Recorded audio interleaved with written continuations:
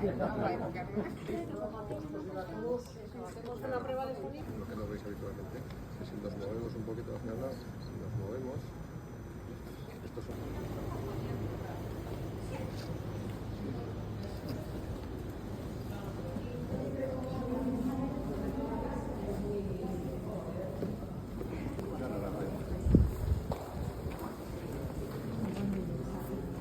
Lo comentamos un poco de la complejidad del suelo.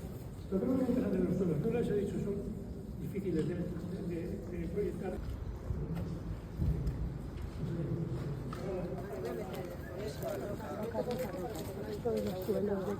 Pero dugu datorren urtean 26aren amaieran gutxinera amaitzeko eta atzerapena izango da 7-8 hilabete gutxera.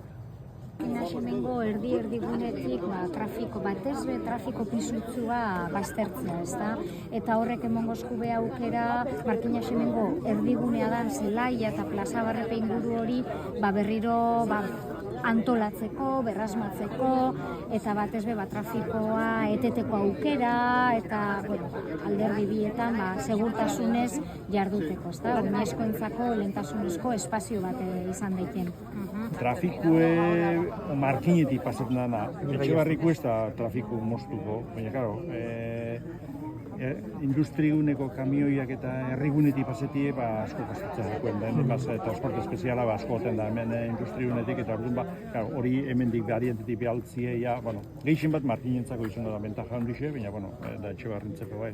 Da gero Etxebarritzik gupek herrigunetik pasau bierik kanpora jotik garenin, barrandera bentaja oso ona.